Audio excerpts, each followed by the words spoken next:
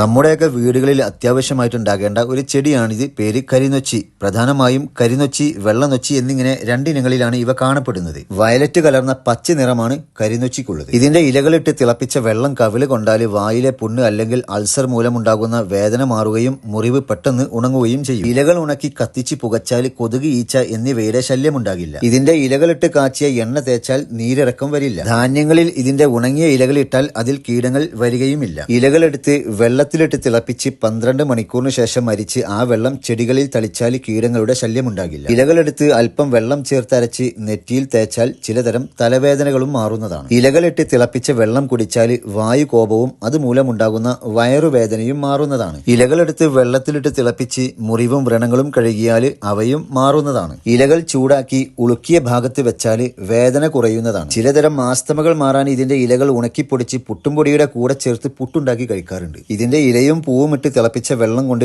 ആവി പിടിക്കുകയും ഇലകൾ 1/4 മണിക്കൂർ തിളപ്പിച്ച് ദിവസം 3 പ്രാവശ്യം ആ വെള്ളം കുടിക്കുകയും ചെയ്താൽ ജലദോഷവും അതുപോലെ തന്നെ പനിയും മാറുന്നതാണ്. കരിനൊച്ചിയും തുളസിയും അല്പം ജീരകവും കുരുമുളകും ചേർത്തുണ്ടാക്കിയ കഷായം ചുമക്ക് ഉത്തമമാണ്. ആർത്തവ ക്രമീകരണത്തിനും അതുപോലെ തന്നെ അമിതമായിട്ടുള്ള യോനി സ്രവത്തിനും ഇത് ഔഷധമായിട്ട് ഉപയോഗിക്കാറുണ്ട്. ചില കാരണങ്ങൾ കൊണ്ടുവരുന്ന വായ്നാറ്റം മാറാൻ ഇതിന്റെ ഇലകളിട്ട് തിളപ്പിച്ച വെള്ളം കൊണ്ട് കവിൾ കൊണ്ടാൽ മതി. ഇങ്ങനെ ഒരുപാട് പ്രശ്നങ്ങൾക്ക് പ്രതിവിധിയായിട്ടുള്ള ഒരു ഒറ്റമൂലിയാണ് ഈ ചെടി.